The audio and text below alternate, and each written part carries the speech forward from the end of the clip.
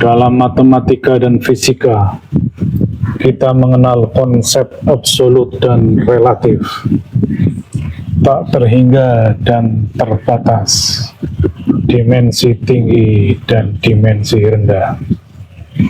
Maka pertanyaannya, mungkinkah Tuhan yang Maha Absolut dan tak terhingga itu hadir dalam alam realitas dunia ini?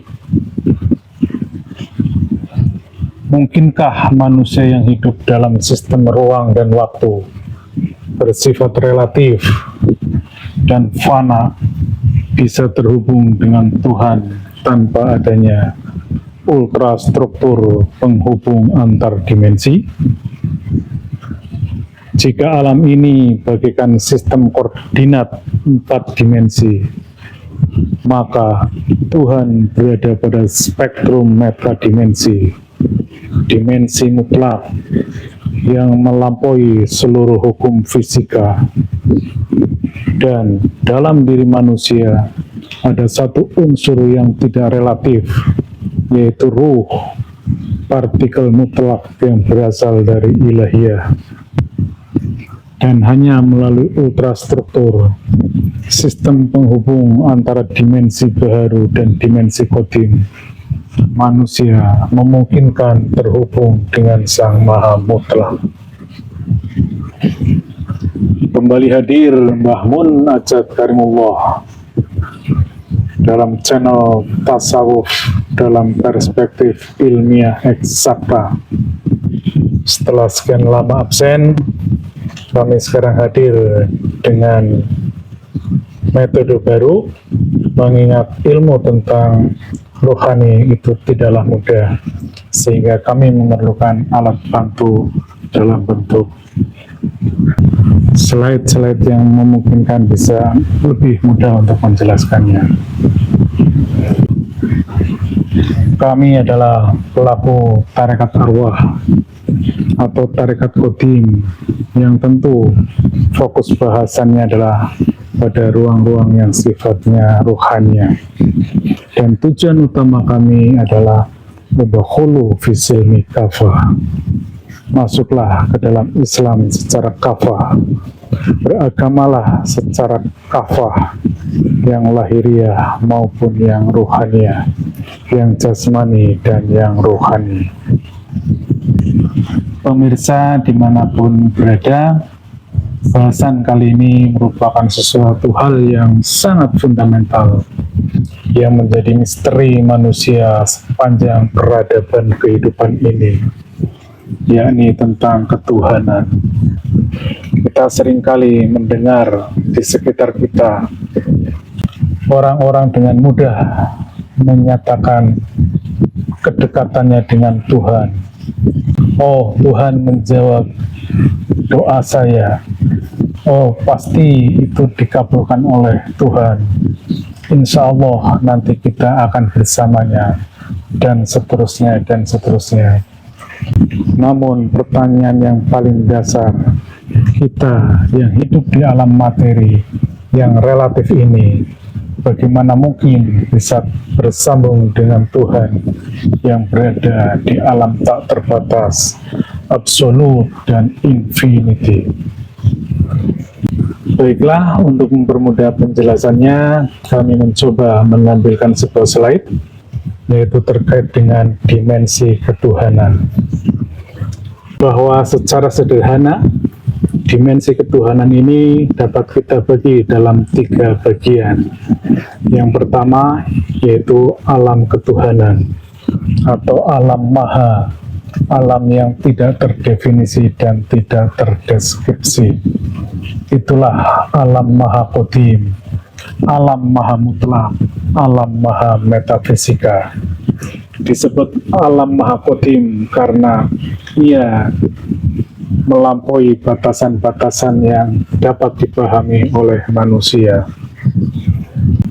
Di alam maha kodim tersebut, Tuhan sifatnya adalah laisa kamitslihi syai'un, sebagaimana Quran surat Asy-Syura ayat 11, dan walam yakullahu kufuwan ahad.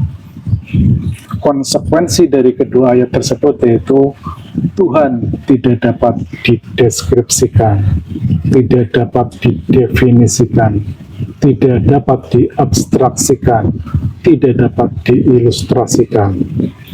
Oleh karenanya, Tuhan di alam ketuhanan ini, di alam Maha Qadim ini, di situ tidak ada nama, tidak ada sifat, tidak ada af'al, dan tidak ada zat.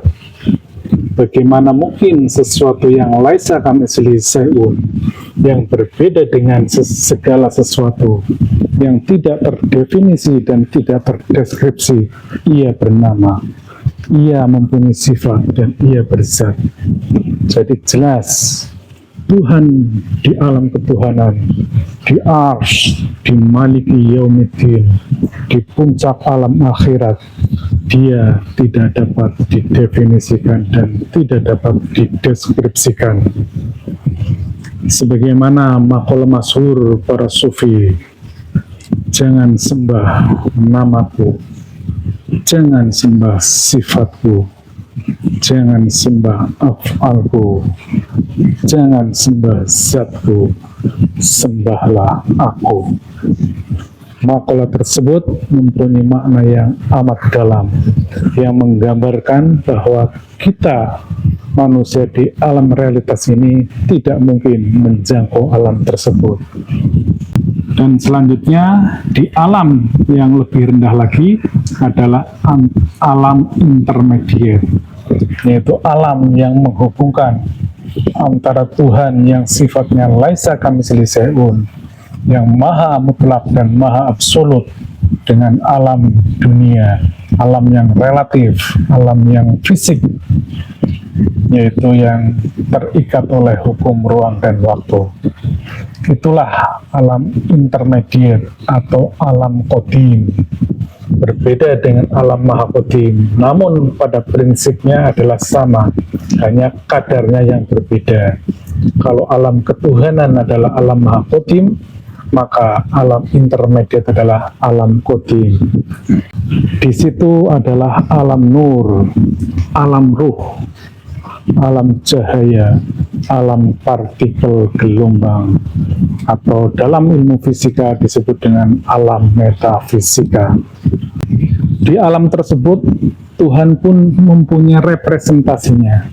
Representasi Tuhan di alam qadim adalah berbentuk ruhani Rasul, yang merupakan entitas qadim. Dan kemudian ada malaikat yang mengurus segala urusannya, dan kemudian ada pula di situ kalam qadim, lauh mahfuz, dan sebagainya. Pada intinya, alam ini adalah alam partikel dan gelombang, atau dalam bahasa fisikanya adalah partikel subatomik, di mana di situ tidak ada materi, tidak ada huruf, dan tidak ada kata.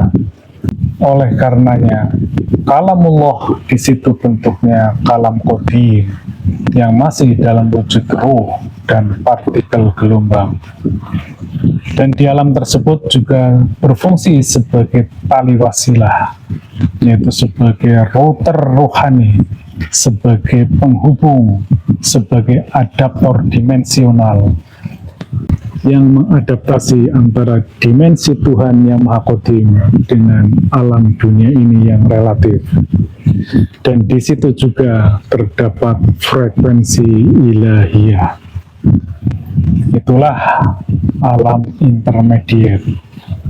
Dan kemudian di alam relatif, alam dunia ini, alam baharu, alam fisik, alam yang dapat dipahami secara akal rasional, alam yang bisa terbaca oleh pembaca virtual kita, oleh panca indera kita, secara empiris akal bisa memahaminya. Itulah alam dunia ini.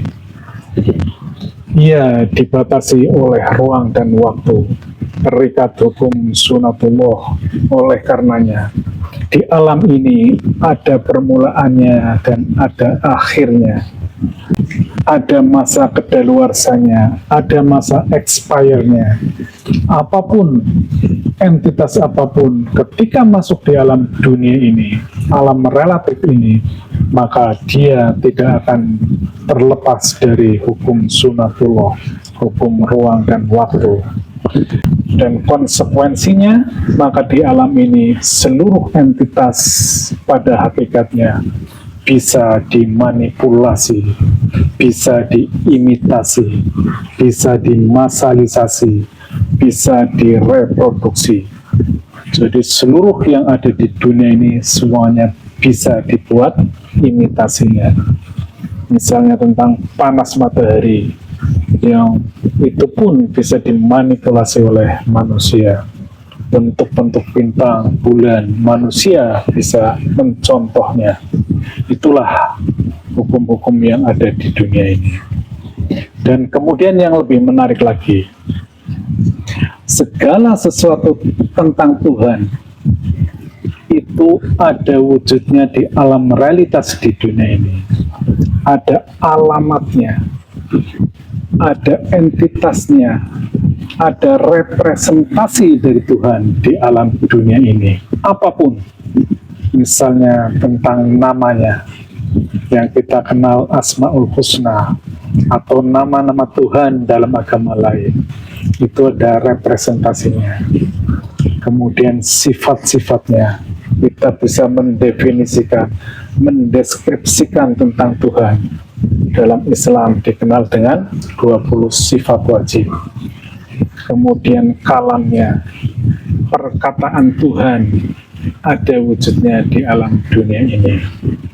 Sebagai gambaran agar memudahkan pemahaman kita, di alam ketuhanan, kalamullah itu tidak terdefinisi dan tidak terdeskripsi. Di sana tidak ada apapun, karena laisa kamitslihi syai'un. Termasuk nama Tuhan pun. Kemudian di alam intermediate, maka kalamullah berubah menjadi kalam qadim, bentuknya nur, bentuknya cahaya, dan itu sudah bisa diakses oleh manusia, oleh hamba-hamba yang disucikan ruhaniyahnya, yang diizinkan untuk menyentuhnya, sebagaimana Quran surat Al-Waqi'ah 78 dan 79. Itulah kalam qadim yang ada di Lauh Mahfuz. Ketika mewujud di alam dunia, kalam qadim menjadi kitab suci. Kitab suci adalah perkataan manusia. Sekali lagi saya sampaikan, kitab suci adalah perkataan manusia. Kitab Taurat berbahasa Ibrani, kitab Injil berbahasa Palestina, Al-Quran berbahasa Arab, dan itu semua adalah bahasa manusia. Di alam qadim tidak ada kata Iqra bismi rabbik. Iqra adalah bahasa Arab, bahasa suku Quraisy. Tidak ada di alam partikel itu bahasa, tidak ada suara, tidak ada kata, apalagi kalimat. Ini yang harus dipahami. Bahkan kalau kita cermati, nama-nama Tuhan itu sesungguhnya sebutan dari manusia. Karena nama, sifat-sifat hanya dikenal di alam realitas, di alam dunia ini, di alam yang bisa dibaca dengan pembaca virtual kita. Jangankan di alam ketuhanan, di alam intermediate pun tidak ada nama. Untuk apa nama? Untuk apa suara? Untuk apa bahasa? Dan seterusnya. Dan yang lebih menariknya lagi, ternyata sosok Tuhan di dunia ini pun ada representasinya.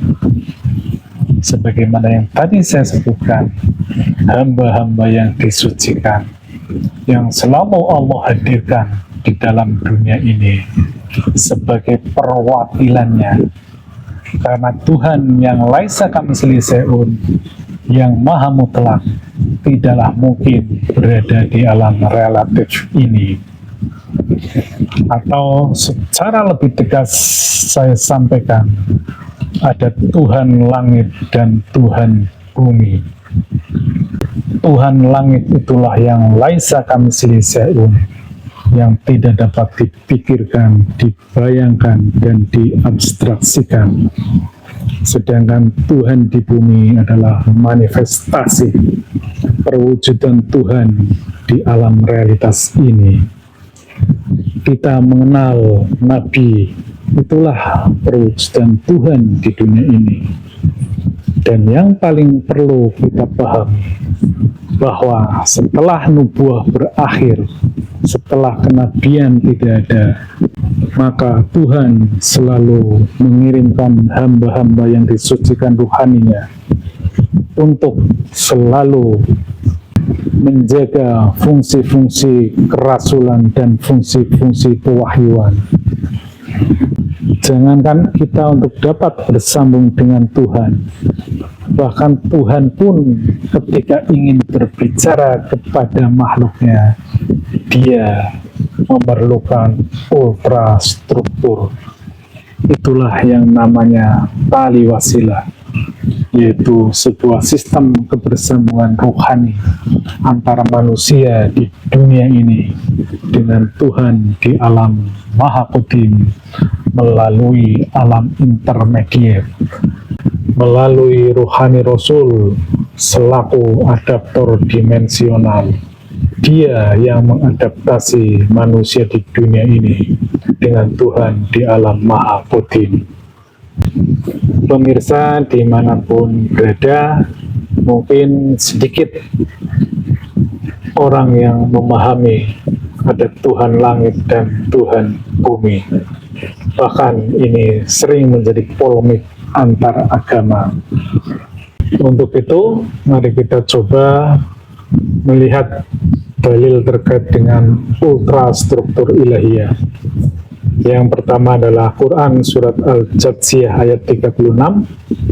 Walillahi hamdu rabbis samawati wa rabbil ardi rabbil alamin.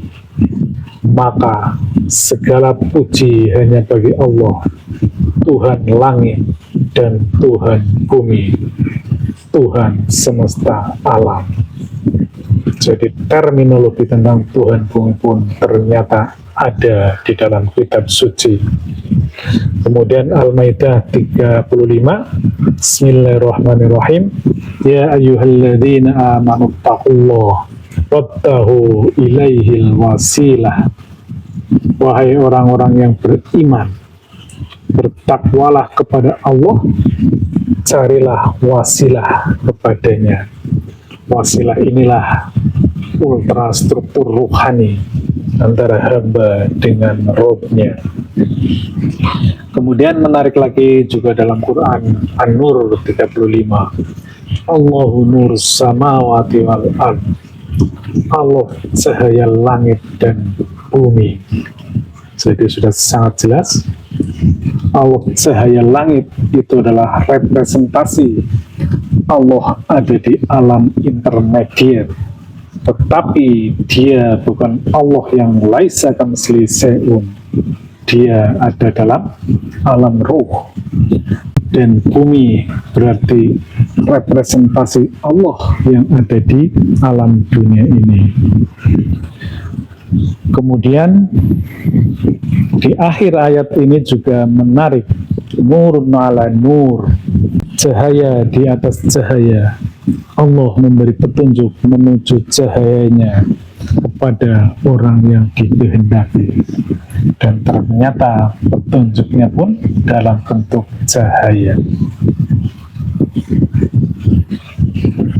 Namun harus hati-hati, cahaya ini adalah cahaya di alam intermediate, di alam qadim, bukan cahaya yang sebagaimana kita lihat di alam realitas. Ini catatan pentingnya. Kemudian dalil terkait sang penerima di dunia ini, transmitternya.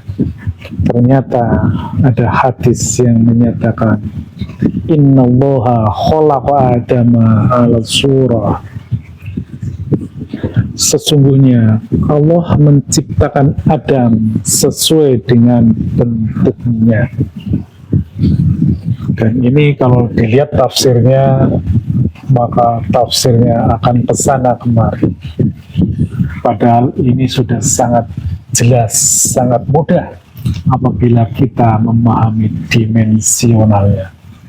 Benar, Tuhan tidak bisa dibayangkan dan tidak bisa diabstraksikan ketika Ia adalah laisa kamitslihi syai'un, ketika Dia berada di alam ketuhanan di atas ars, tetapi wujudnya di dalam alam realitas di dunia ini adalah menyerupai Adam. Adam adalah manusia. Jadi sudah jelas representasi Tuhan di dunia ini bentuknya manusia, bukan gunung, bukan laut, bukan bintang, bukan matahari, melainkan manusia. Dan selanjutnya menarik juga kalau kita lihat At-Taubah 128. Laqad ja'akum rasulun min anfusikum, yang artinya sungguh benar-benar telah datang kepadamu seorang rasul dari kaummu sendiri. Namun dalam perspektif tasawuf ilmiah eksakta, rasul adalah rohani, dia makhluk rohani, dia qadim, dia yang ada di alam intermediate. Rasul ketika mewujud di alam dunia ini, maka dia menempati jasad manusia. Jadi, tolong dicermati, ketika rohani Rasul mendiami alam dunia ini, dia berada di balik jasad seorang manusia. Pada zaman kenabian, dialah seorang nabi. Di balik nabi atau ruhani nabi adalah rasul, karena beliau berfungsi sebagai utusannya, utusan dari Sang Maha Mutlak untuk dapat diterima, dapat dipahami di alam realitas di dunia ini. Dan tidak hanya itu, ternyata banyak sekali manusia-manusia atau hamba-hamba yang disucikan rohaninya yang ditempati oleh rohani Rasul. Dia bisa sang ulil amri minkum, dia bisa sang ulama warasatul anbiya, dia juga bisa bernama walia mursida. Karena dia entitas duniawi, dia terikat oleh hukum ruang dan waktu. Makanya Nabi, Rasulun min anfusikum, ulil amri minkum, walia mursida, al ulama warasatul anbiya, semuanya ada umur teknisnya, semuanya akan berakhir, semuanya akan mati dan digantikan oleh penggantinya.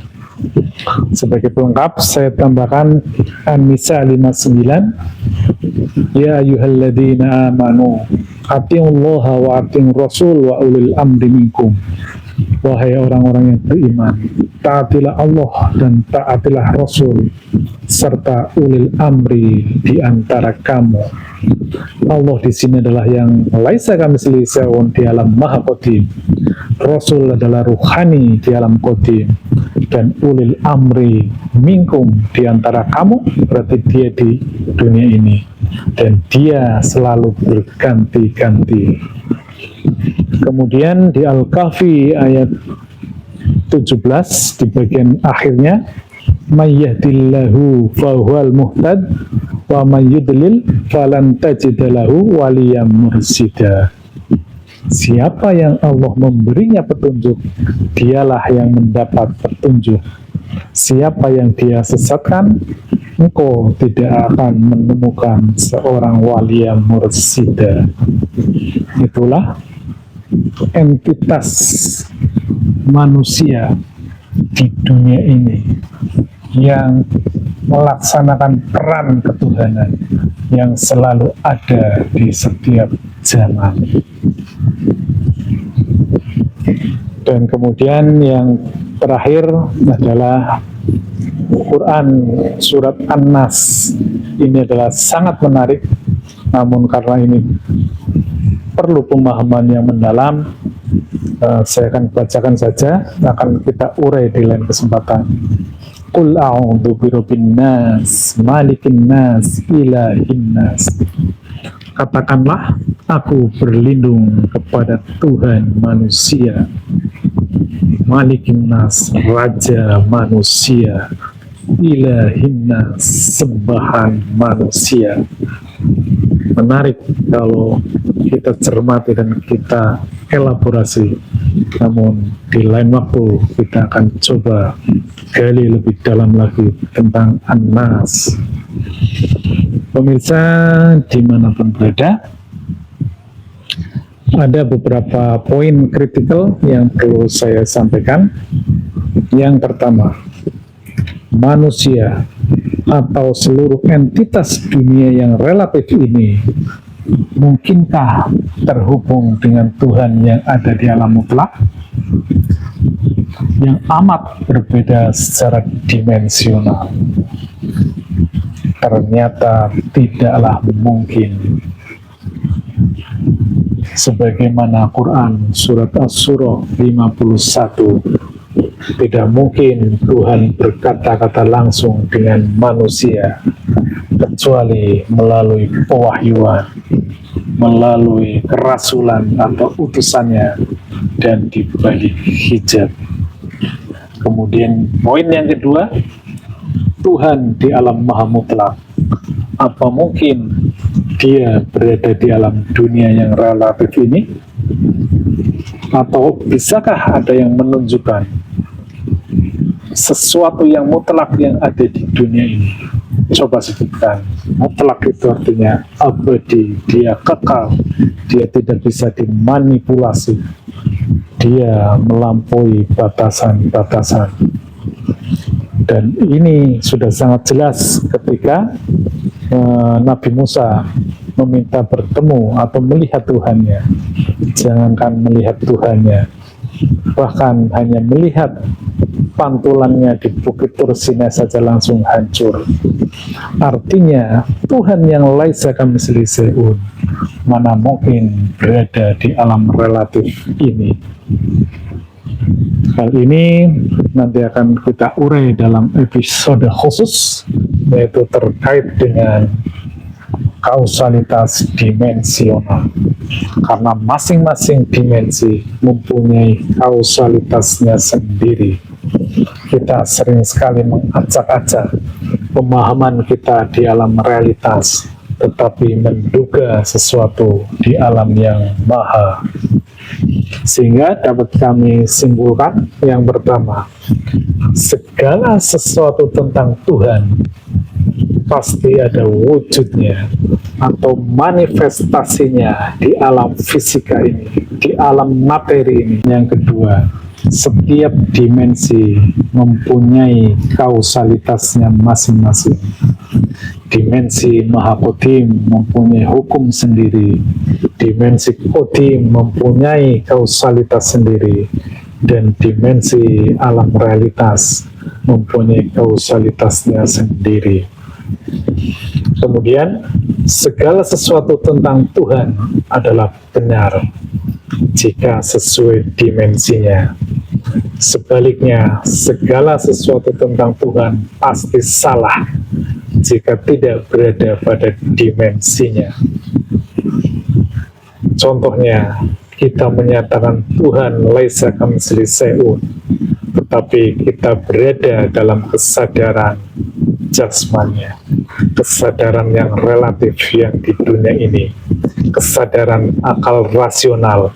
Kita menyatakan laisa kamitslihi syai'un, pastilah salah besar. Bagaimana mungkin Tuhan laisa kamitslihi syai'un di alam realitas ini? Karena ternyata Tuhan bernama, Tuhan bersifat, Tuhan berafal. Itu saling menafikan. Contoh lain, Al-Muhit, Tuhan meliputi segala sesuatu. Kalau ini dipahami di dalam realitas, maka semuanya menjadi Tuhan. Padahal Tuhan adalah sesuatu yang maha mutlak. Tidak mungkin maha mutlak menempati ruang yang relatif. Tuhan ada di mana-mana, kemanapun ku pandang, disitulah wajah Tuhan. Demikian halnya Tuhan Maha Zuhir dan Maha Batin. Sesuatu hal yang saling menafikan tidak mungkin berada di ruang dan waktu yang sama. Itu kuncinya. Demikian, mohon maaf sekiranya banyak hal yang kurang berkenan dalam penyampaian kami. Illahi anta maksudi wa ridhoka matlubi. Wassalamualaikum warahmatullahi wabarakatuh.